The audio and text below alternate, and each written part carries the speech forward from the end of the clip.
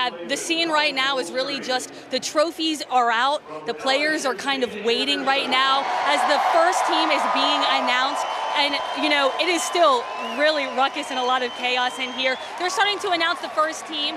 Cade Anderson, it seems to be the MVP. I missed the announcement because Fletcher was, you know, chatting with me, but that's what it appears to be, is he would be the most valuable player. Yep, most outstanding player, not a question in my mind. Obviously a complete game shutout yesterday against Coastal Carolina for the LSU Tigers to win 1-0. That totally set the tone and set the stage for today. It was the first complete game shutout since 2018 here at the College World Series, and of course, only the Tigers' second ever complete game shutout. The first one, 1993, Brett Laxton versus Wichita State. And you know how much history the LSU Tigers have had here in Omaha. So for Cade Anderson, a St. Paul's guy, a guy from the North Shore, really a local guy for us, to have this outstanding of a performance on this stage is incredible. And I joke because he said yesterday he didn't have his best stuff, which is just hilarious because I can't think of what better performance he could have. He obviously felt like he got in traffic at some points in this game and that game yesterday, but what's crazy is he's not just the only ace on this team. Y'all were talking about Anthony Ianson. He was incredible. Those two pitchers combined for 19 strikeouts in the College World Series finals. I mean, LSU is lucky to have one pitcher of that caliber, but they have two guys who their teammates have boasted every single time they take the mound. They have all of the confidence in the world. They know they only need one run to win a game like they did yesterday. And of course, just a few runs, 5 runs today. And the pitching staff has really been incredible for LSU all season. And we're not even talking about guys like Kason Evans, who was instrumental in the Tigers getting to this point, a freshman who on the biggest stage also could deliver. Chase Shores, you mentioned he played 4 of the 5 games here in Omaha.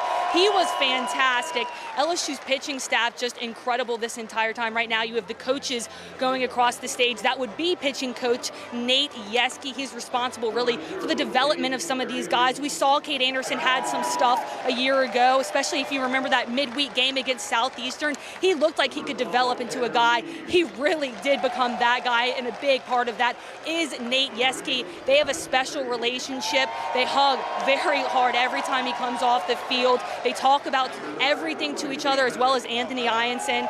So that's Gavin Guidry walking across the stage. If you remember 2 years ago, he pitched that final out in the 2023 championship game. He was injured all of this year, but was a major part of that 2023 team. That would be Josh Pearson walking up next. Of course, you remember him from 2 years ago, a major part of this team, another Louisiana guy, but he talked about how special it was this time around because his little brother's on the team. And to hear that and to hear him talk about what it means to him and his family, of course this is his second national championship, but it means more just being back here, having this relationship with this team. And that's a big thing that I've noticed is they preach this team over me. That was really their slogan this year. And Jay Johnson saying he came up with that because he kind of had a hodgepodge of players. You had a handful of guys from 23 who were back, 8 of them. Then you had 10 freshmen who were really phenomenal, a lot of them playing in major roles. Derek Curiel, one of them. I mentioned Kason Evans. Cooper Williams, another pitcher out the pen who really did well. Those are all freshmen. And then you have, of course, the transfers, as you mentioned, the Daniel Dickinsons, you know, all of those guys who came in, and he felt like he needed to mesh this team together and create a team over me mindset, because there were games that you didn't see Josh Pearson and you didn't see Jake Brown, and they are all SEC caliber players. So that was a really big mindset for this team, was the team over me, doing it for the team, doing the best possible for the team, and this is the result you get. I mean, they are now on the national championship stage for the second time in 3 years. And it's just incredible here as they all walk across the stage, receive their trophies that you know will be probably by their bedside table for years now. So just an incredible moment, as also LSU fans have really stuck around. I know you can kind of see a little bit in the background. That's where all of the seats are that are hot. But I promise you, behind me is an incredible crowd. You might have just heard the cheer for Derek Curiel. I mentioned a freshman.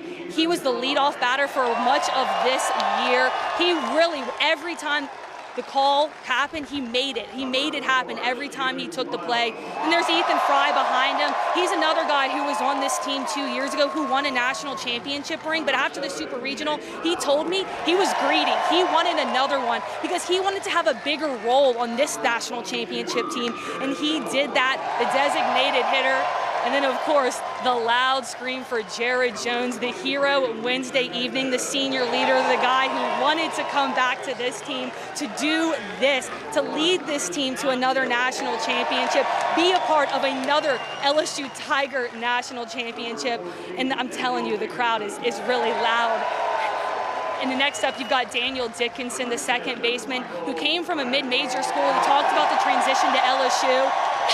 And then there's Michael Braswell. If you heard this story, it's incredible. He'd been struggling at the plate, and LSU fans decided to give him a little bit of a boost and give him a standing ovation every time he came to the plate. He talked about yesterday how much that meant to him, and today he gets a hit.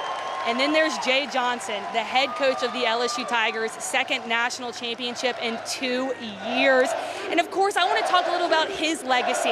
When he was hired at LSU, he had brought Arizona to the College World Series twice, hadn't won it. Some people wondered, could he get the job done? Well, this is proof. He has cemented his legacy here at LSU in the College World Series, as he has now led the Tigers to a second national championship in 3 years. And what's even crazier is they went 5-0 here in Omaha. They're the first team to do that since 2013. You're talking about the 8 best teams in the all of college baseball with all of the momentum in the world. Because if you got here, you had to go through a regional, you had to go through a super. So you have all the momentum in the world. Look at Coastal Carolina. They'd won 26 straight games until yesterday. To not lose a game in 2 months, that's really tough.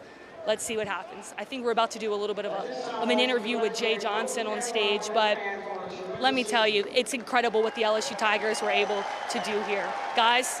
Yeah, look, we can't really hear it. Kendall, you're doing great, by the way. Thank you for the commentary. Player by player, they're called out to have a handshake there because they're all national champions. Obviously, they are